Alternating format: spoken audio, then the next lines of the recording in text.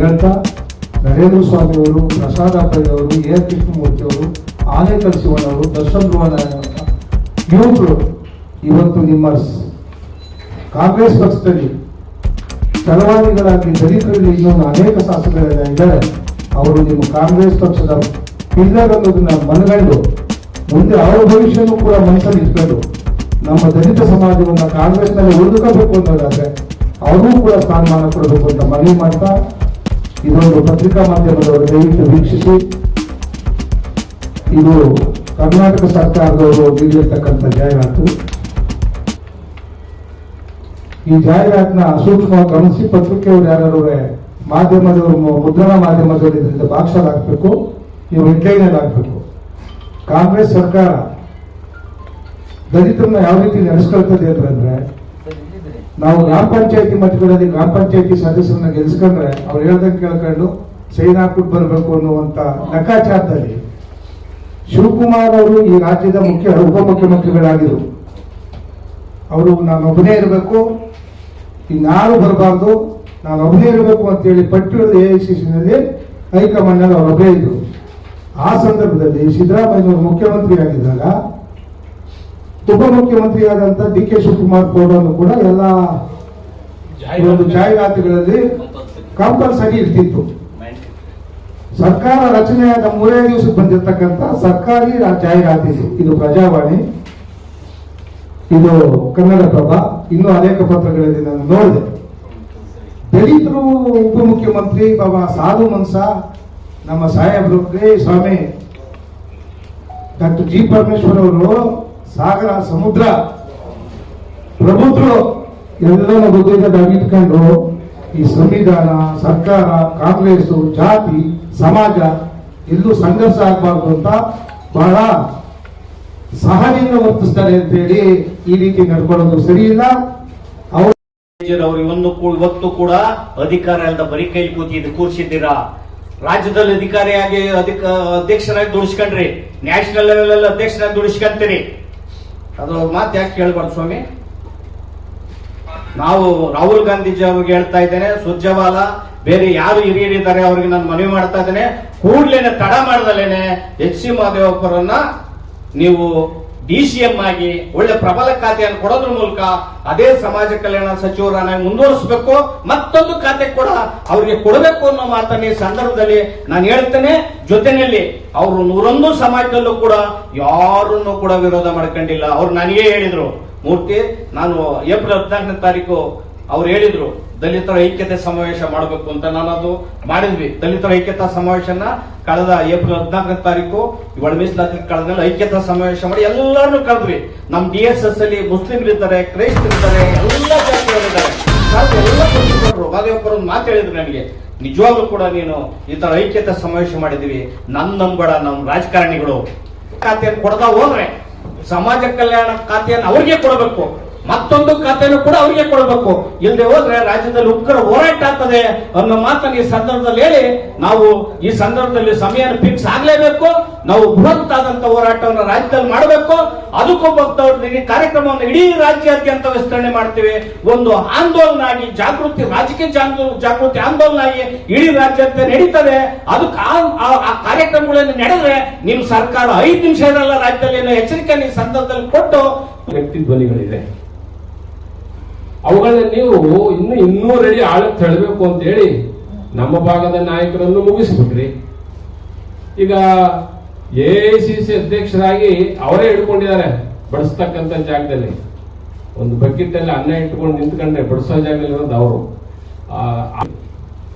ನಮಗೆ ಹೈಕಮಾಂಡ್ ಯಾರಪ್ಪ ಅಂದ್ರೆ ಡಾಕ್ಟರ್ ಬಾಬಾ ಸಾಹೇಬ್ ಅಂಬೇಡ್ಕರ್. ನಮಗೆ ಬೇರೆ ಯಾರು ಹೈಕಮಾಂಡ್ ಇಲ್ಲ. ನಮಗೆ ಅಂಬೇಡ್ಕರ್ ಹೈಕಮಾಂಡ್ ಬಿಟ್ರೆ ಬೇರೆ ಏನೂ ಇಲ್ಲ.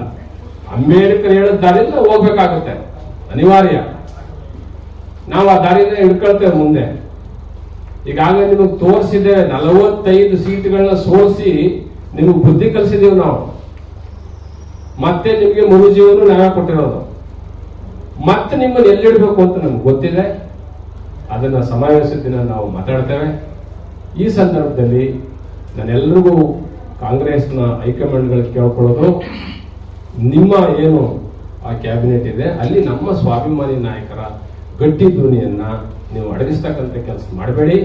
ಜೊತೆಗೆ ಮುಖ್ಯಮಂತ್ರಿ ಸ್ಥಾನ ಅದು ವಿಧಿವತ್ತಾದಂತ ಸ್ಥಾನ ಏನಲ್ಲ. ಪ್ರಜಾಪ್ರಭುತ್ವ ವ್ಯವಸ್ಥೆ ಒಳಗಡೆ ಯಾರು ಪಕ್ಷದ ಅಧ್ಯಕ್ಷರಾಗಿರ್ತಾರೆ ಅವ್ರು ಕೊಡ್ತೀವಿ ಅಂತ ಹೇಳ್ತಿದ್ದೀರಿ. 2 ಸರಿ ಅಧ್ಯಕ್ಷರಾಗಿದ್ರಲ್ಲ ನಮ್ಮಲ್ಲಿ, ಯಾಕೆ ಕೊಟ್ಟಿಲ್ಲ ನೀವು? ಎಂಥ ಷಡ್ಯಂತ್ರವನ್ನು ಮಾಡಿದ್ದೀರಿ, ಇದೆಲ್ಲವೂ ಜನರಿಗೆ ಗೊತ್ತಿದೆ. ಹಾಗಾಗಿ ನೀವು ಯಾವುದೇ ಕಾರಣಕ್ಕೂ ಮುಂದಿನ ಚುನಾವಣೆಯಲ್ಲಿ ಮಾಡ್ತೀವಿ, ಈಗಾಗಲೇ 3 ಸರಿ ಮೋಸ ಮಾಡಿದಿರಿ, ನಿಮ್ಮ ಅಜೆಂಡಾ ನಮಗೆ ಗೊತ್ತಿದೆ, ಮುಂದಿನ ಸರಿ ನಾವು ಮಾಡ್ತೀವಿ ಅಂತಕ್ಕಂಥ ಮಾತನ್ನ ಹೇಳ್ಕೊಂಡು ನಮ್ಮ ಬೀದಿಗಳಿಗೆ ಅಥವಾ ನಮ್ಮ ಓಟ್ಗಳಿಗೆ ಕೇಳಕ್ ಬಂದ್ರೆ ನಿಮ್ಗೆ ಯಾವ ಶಾಸ್ತಿ ಮಾಡ್ತೀವಿ ಅಂತ ನಮ್ಮ ಜನರು ತೀರ್ಮಾನ ಮಾಡ್ತಾರೆ ಅಂತಕ್ಕಂಥ ಮಾತನ್ನು ಈ ಸಂದರ್ಭದಲ್ಲಿ ಹೇಳ್ತೇನೆ. ನಿಮ್ಗೇನಾದ್ರೂ ನೈತಿಕತೆ ಇದ್ದು ಅಂಬೇಡ್ಕರ್ ಅವ್ರ ಸಂವಿಧಾನದ ಬಗ್ಗೆ, ಪ್ರಜಾಪ್ರಭುತ್ವ ಬಗ್ಗೆ ಬಹಳ ದೊಡ್ಡ ಭಾಷಣ ಬಿಗಿತಕ್ಕಂಥವ್ರು ನಿಮ್ಗೆ ಏನಾದ್ರು ಘನತೆ ಗೌರವ ಇದ್ರೆ ಡಿ.ಕೆ. ಶಿವಕುಮಾರ್ ಅವ್ರಿಗೆ ಈಗಾಗಲೇ ಕೊಟ್ಟಿದ್ದೀರಿ, ನಮಗೆ ಸಂತೋಷ. ಪಕ್ಷಕ್ಕೆ ದುಡಿದಿದ್ದಾರೆ, ಅವ್ರು ಕೂಲಿ ಸಿಕ್ಕಿದೆ. 2 ಸರಿ ಪಕ್ಷಕ್ಕೆ ದುಡಿದವ್ರ ಕೂಲಿ ಎಲ್ಲೋಯ್ತು?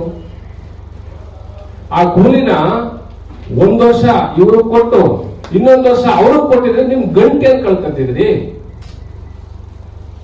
1 ವರ್ಷ ಡಿ.ಕೆ. ಶಿವಕುಮಾರ್ ಅವರು ಕೊಟ್ಟು ಇನ್ನೊಂದು ವರ್ಷವನ್ನ ಅಸ್ಪೃಶ್ಯ ಸಮುದಾಯ, ಈ ಸಮುದಾಯ ಪದೇ ಪದೇ ಈ ಒಂದು ದಲಿತ ಮುಖ್ಯಮಂತ್ರಿಯಿಂದ ಮೋಸ ಹೋಗ್ತಿದೆ, ಅವರು ಕೊಡೋಣ ಅಂತಕ್ಕಂಥ ತಾಯಿ ಫ್ರೀಡಂ ಪಾರ್ಕ್ ನಲ್ಲಿ ನಮ್ಮ ಇನ್ನೂ ಹಲವಾರು ಹಿರಿಯ ಗಣ್ಯರಿದ್ದಾರೆ, ಅವನ್ನೆಲ್ಲ ಸೇರಿಸಿ ಸಭೆ ಮಾಡಿ ಒಂದು ನಿರ್ಧಾರಕ್ಕೆ ಬರ್ತೀವಿ, ಒಂದು ಹೋರಾಟವನ್ನು ಮಾಡಿ ನಿಮ್ಮನ್ನು ಎಚ್ಚರಿಸ್ತೀವಿ. ನೀವು ಎಚ್ಚರ ಆಗ್ಲಿಲ್ಲ ಅಂದ್ರೆ ನಮಗೆ ಬದಲಾವಣೆ ಗೊತ್ತು, ಬದಲಾಯಿಸಲು ಗೊತ್ತು ಅಂತಕ್ಕಂಥ ಎಚ್ಚರಿಕೆಯನ್ನು ಕೊಡ್ತಾ ಇದ್ದೇನೆ. ಜೈ ಅಂತೇಳಿ ಮೈಸೂರು ಇವತ್ತು ಈ ರಾಜ್ಯದಲ್ಲಿ ಕಾಂಗ್ರೆಸ್ ಸರ್ಕಾರ ಆಡಳಿತವನ್ನು ಮಾಡ್ತಿರ್ತಕ್ಕಂಥದನ್ನ 2013, 18 ಮತ್ತು ಕಳೆದ 23ರಲ್ಲಿ ಬಹಳ ಅತಿ ಹೆಚ್ಚು ಮತವನ್ನೇನಾದ್ರು ಕೂಡ ಕೊಟ್ಟಿದೆ ಅಂತ ಹೇಳಿದ್ರೆ ಅದು ಪರಿಶಿಷ್ಟ ಜಾತಿ ಮಾತ್ರ. 80% ಮತ ಕೊಟ್ಟಂತವ್ರನ್ನ ಸ್ವತಂತ್ರ ಪೂರ್ವದಿಂದ ಸ್ವತಂತ್ರ ನಂತರದಲ್ಲಿ ಅತಿ ಹೆಚ್ಚು ಕಾಂಗ್ರೆಸ್ ಏನಾದರೂ ಕೂಡ ರಾಜ್ಯ ಮತ್ತು ರಾಷ್ಟ್ರ ಮಟ್ಟದಲ್ಲಿ ಒಂದು ಅಧಿಕಾರವನ್ನು ನಡೆಸ್ತಾ ಇದೆ ಅಂತ ಹೇಳಿದ್ರೆ ಬಹುಮುಖ್ಯವಾಗಿ ಪರಿಶಿಷ್ಟ ಜಾತಿ, ಪರಿಶಿಷ್ಟ ವರ್ಗ. ಇದನ್ನ ನೀವು ಅರ್ಥೈಸಿಕೊಳ್ಳದೆ ಇವತ್ತು ನಮ್ಮನ್ನ ವರದಾಳ ನೀತಿಯನ್ನ ನೀವು ಬಹಳಷ್ಟು ದಿನಗಳಿಂದ ಕೂಡ ಅನುಸರಣೆ ಮಾಡ್ಕೊಂಡ್ ಬರ್ತಾ ಇದ್ದೀರಿ. ಇದನ್ನ ನಾವು ಸಹಿಸಿ ಕೂತ್ಕೊಳ್ತಕ್ಕಂಥ ಸಂಘಟನೆ ನಮ್ದಲ್ಲ. ನಾವು ಇಡೀ ರಾಷ್ಟ್ರಕ್ಕೆ ಒಂದು ಬಾಬಾ ಸಾಹೇಬ್ ಅಂಬೇಡ್ಕರ್ ಅವರ ಸಿದ್ಧಾಂತ ಅಡಿಯಲ್ಲಿ ನಾವು ಸಾಮಾಜಿಕ ನ್ಯಾಯವನ್ನ, ಸಾಮಾಜಿಕ ಸಮಾನತೆಯನ್ನ ಕೇಳುವಂತ ಪರಿಪಾಠವನ್ನು ನಾವು ಉಳಿಸ್ಕೊಂಡು ಬಂದಿರತಕ್ಕಂಥದ್ದು. ಆದ್ರೆ ಇವತ್ತು ಈ ರಾಜ್ಯದಲ್ಲಿ ರಾಜಕೀಯ ಸಮಾನತೆ ನಮಗೆ ಸಿಕ್ಕಿಲ್ಲ ಅಂತಕ್ಕಂಥದ್ದು ನಮ್ಮೆಲ್ಲರ ಅಳಲು, ನಮ್ಮೆಲ್ಲರ ನೋವು, ನಮ್ಮೆಲ್ಲರ ದುಃಖ.